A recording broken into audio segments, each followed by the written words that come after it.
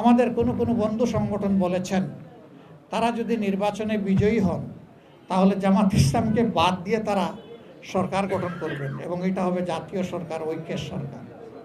আমরা আপনাদেরকে সাক্ষী রেখে আমরা আশাবাদ ব্যক্ত করছি, ইনশাআল্লাহ জনগণের ভালোবাসায়, আল্লাহ তাআলার ইচ্ছায় আমরা যদি বিজয়ী হই, আমরা তাদেরকেও সাথে নিয়ে ইনশাআল্লাহ জাতীয় সরকার। মাত্র 3টা ছোট শর্ত, গতকাল 2টা বলেছিলাম, আজকে একটা যোগ হয়েছে। আজকে যারা আমাকে এই পরামর্শ দিয়েছে আমি এটা সঙ্গত মনে করে যোগ করেছি। আমাদের প্রথম শর্ত, যারা আমাদের সাথে আসবেন তাদেরকে ওয়াদা করতে হবে নিজে দুর্নীতি করবেন না এবং কোনো দুর্নীতিবাজকে প্রশ্রয় দেবেন না। এটা নাম্বার 1। নাম্বার 2, সমাজের সর্বক্ষেত্রে ন্যায় বিচার প্রতিষ্ঠা হবে, বিচার বিভাগ স্বাধীন হবে, কেউ বিচার বিভাগের উপর কোনো রাজনৈতিক হস্তক্ষেপ করতে পারবেন না। নাম্বার 3, জুলাইয়ের আকাঙ্ক্ষা অনুযায়ী যে সনদ ইতিমধ্যে তৈরি হয়েছে সেই সনদ বাস্তবায়নে সক্রিয় উদ্যোগ নিতে হবে, বিরোধিতা করতে পারবেন না। এই 3 শর্তে যারা রাজি হবেন তাদেরকে আমরা বুকে জড়িয়ে ধরে ইনশাআল্লাহ আগামী 5টা বছর অন্তত আমরা বিশ্বকে এই মেসেজ দিতে চাই, জাতি হিসাবে অপশাসনের বিরুদ্ধে, দুঃশাসনের বিরুদ্ধে, ফ্যাসিবাদের বিরুদ্ধে আমরা ঐক্যবদ্ধ। এই সাধারণ ক্ষমা ঘোষণার পরে প্রথমে পুরুষরা আল্লাহ রসুলের কাছে ঈমান গ্রহণ করেছেন, তারপরে মহিলারা আস্তে আস্তে এসে তারাও গ্রহণ করেছেন।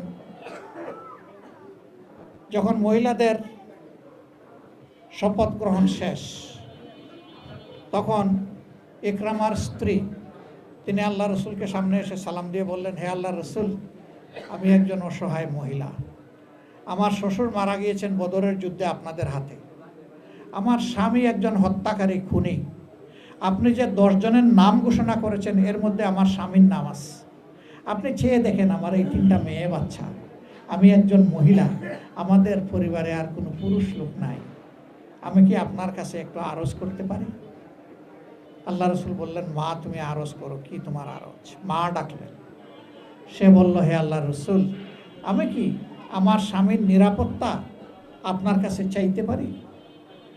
এবারও আল্লাহ রসুল আসমানের দিকে তাকালেন, এরপরে খুশি মনে বললেন, তোমাকে মা হিসাবে সম্মান করা হলো, তোমার স্বামীকে তুমি এবং তোমার বাচ্চাদের জন্য নিরাপত্তা প্রদান করা হলো। ইকরামার স্ত্রী ইয়েমেনে গিয়েছেন, স্বামী গো আসো, তুমি মাপ পেয়ে গেছো আল্লাহর পক্ষ থেকে, আল্লাহ রসুল এটা ঘোষণা দিয়েছেন। তুমি পাগল হইছো, আমারে আল্লাহ রসুল ছাড় দিবে?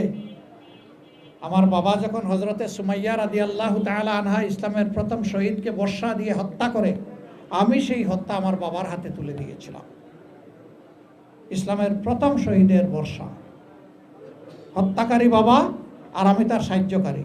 এরপরে আমার হাতে আরও 3 জন লোক মুসলমান নিহত হয়েছে, মুহাম্মদ আমাকে ছাড় দেবে না। স্ত্রী এবার কঠোর হয়ে গিয়ে বলল, তুমি কি তোমার জীবনে কখনো কাউকে বলতে শুনেছ যে মুহাম্মদ সাল্লাল্লাহু আলাইহি সাল্লাম কখনো মিথ্যা কথা বলেছেন? কয় না, তা শুনিনি। ওয়াদা করলে ভঙ্গ করেছেন? কয় না, তা শুনিনি। আমানত তার কাছে রাখলে এটা তিনি রক্ষা করেন নাই, খেয়ানত করেছেন? কয় না, তা শুনিনি। তখন হাতে ঝাঁকুনি দিয়ে তার স্ত্রী বলছে, আল্লাহর কসম, আল্লাহ রসুল আমাকে যা বলেছেন, আমার 2 কানে যা শুনেছি তা কখনো মিথ্যা হতে পারে না, আমি তোমাকে নিয়েই ছাড়ব। সে বলছে, আমার জীবনটা বিপন্ন করো না। আবার ঝাঁকুনি দিয়ে বলছে, তাহলে তোমার সাথে আমার সম্পর্ক থাকবে না। আমি আল্লাহ রসুলকে শতভাগ বিশ্বাস করি। এখন আর কি করবে? বেচারা ওয়াইফের কথায় চলে আসছে। ওয়াইফ রসুল সাল্লাল্লাহু আলাইহি সাল্লামের সামনে নিয়ে গেছেন, বায়াত নিয়েছেন, ঈমান কবুল করেছেন, আল্লাহ রসুল তাকে জড়িয়ে ধরেছেন, তাকে কপালে চুমু দিয়েছেন।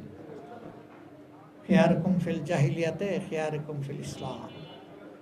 মূর্খতার যুগে তোমরা যারা ভালো, ইসলামের যুগে ইনশাল্লাহ তোমরা হবে তার চেয়েও ভালো। এই ইকরামা ইবনে আবু জাহেল, তিনি ছিলেন পরবর্তী পর্যায়ে আল্লাহর রসুলের উপর যখন ওহী নাজিল হতো তখন ওহীর লেখক, সুবহানাল্লাহ। তিনি ছিলেন হাদিসের একজন বিশিষ্ট ভাষ্যকার, রাবি। তার বর্ণিত কোনো হাদিসের উপর কেউ আর কলম বসান নাই। তিনি যুদ্ধের ময়দানে একজন সাধারণ সৈনিক হিসাবে অংশগ্রহণ করেছেন। শেষ পর্যন্ত যুদ্ধের সেনাপতি হিসাবে পতাকা হাতে নিয়েছেন। হাত কেটে বিচ্ছিন্ন করা হয়েছে, পতাকাকে দাঁতে কামড় দিয়ে ধরেছেন, তারপরে তাকে গলা কেটে জবাই করা হয়েছে। এই পর্যায়ে তিনি শহীদ হয়ে আল্লাহর দরবারে চলে গেছেন। আরেকজন দুর্দর্শ মহিলা, তার নামও আমরা সবাই জানি, হিন্দা, আবু সুফিয়ানের স্ত্রী। বড় কষ্ট দিয়েছে সে আর তার ননদ উম্মে জমিল, এই দুইজন মিলে। তাকে যখন মহিলারা বলল সবাই ঈমান এনেছে, তুমি বসে আছে কোনো তোমার ঘরে? কয় যে বাবা তোমাদের ঠিক আছে, আমার ঠিক নাই। কয় কেন ঠিক নাই? যে ওহুদের যুদ্ধে আমি মোহাম্মদের আপন চাচা হযরতে হামজার পেট ছিঁড়ে কলিজা টেনে বের করে আমি চিবিয়েছি, আমাকে মোহাম্মদ ক্ষমা করবে? কয় দেখো, যেই 10 জনের নাম ঘোষণা করা হয়েছে ওর মধ্যে তোমার নাম নাই, তুমি ক্ষমা পেয়ে গেছো। বিশ্বাস করে না, ওরা টেনে এসে নিয়ে আসছে। আনার পরে এখন আল্লাহ রসুল তাকে বায়াতের কথা বলছেন একটা একটা করে। সে আল্লাহ রসুলের সাথে বিভিন্ন ধরনের পেছালো কথা বলে। আল্লাহ রসুল হাসতে হাসতে বায়াতটা শেষ করে বললেন, আল্লাহ আমার উপরে এবং তোমার উপরে রহম করুন, তুমি যাও। এই মহিলা, ইসলামের একটা কঠিন যুদ্ধ ছিল মুতার যুদ্ধ।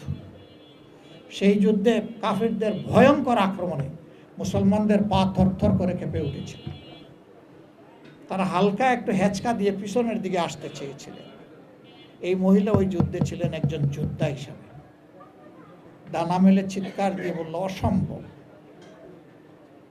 যুদ্ধে মুসলমানদের জন্য হয় বিজয়, না হয় শাহাদাত, তৃতীয় কোনো পথ খোলা নাই, কাউকে আমি পিছনে যেতে দেব না। আল্লাহু আকবার। এরপরে সবাই সামনে দৌড়াইয়া তলোয়ার ঘুরাইয়া যখন আবার যুদ্ধ শুরু হলো, আলহামদুলিল্লাহ আল্লাহ তলোয়ারের তেজ বাড়াই দিলেন, বরকত দান করলেন।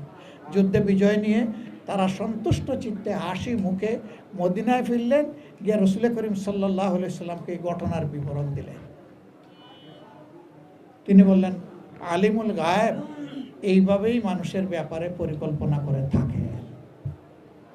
কাজেই অনেকে অনেক পরিকল্পনা করে, কিন্তু আখের গিয়ে আল্লাহ তাআলার পরিকল্পনা বাস্তবায়ন হয়।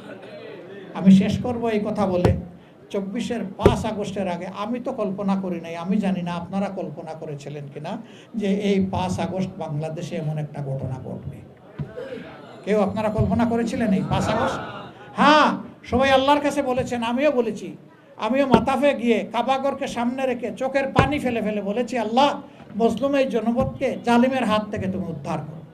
কিন্তু আল্লাহ কখন উদ্ধার করবেন এটা তো জানতাম না। আল্লাহ সব কিছুকে তাজ্জুব করে দিয়ে 5 তারিখ এদেশের জনগণকে আল্লাহ তাআলা একটা মুক্তি উপহার দিয়েছে। এখন আল্লাহ তাআলা পরীক্ষা করবেন এতগুলা মানুষের জীবনের বিনিময়ে, পঙ্গুত্বের বিনিময়ে, ত্যাগের বিনিময়ে। শুধু 24-এ নয়, একেবারে সেই 9 সাল থেকে আমাদের 57 জন কমিটেড সেনা অফিসারকে হত্যা করা থেকে শুরু করে সেই যে হত্যাকাণ্ডের ধারা, জামাতে ইসলামের সিনিয়র নেতৃবৃন্দকে হত্যা করা, ফাঁসি দেওয়া, অসংখ্য নেতাকর্মীকে শেষ করে দেওয়া, গায়েব করে দেওয়া, আয়না করে নেওয়া, গুম করা, বাড়িঘর ভেঙে তছনছ করে দেওয়া, অফিস আদালত বন্ধ করে দেওয়া, অন্যান্য দলের উপর তাণ্ডব চালানো, হেফাজতে ইসলামের লোকদের উপরে এই তাণ্ডব চালানো, আলিম উলামাকে বেইজ্জত করা, দফায় দফায় জেলে নেওয়া, এই সব কিছুর একটা অবসান হয়েছে।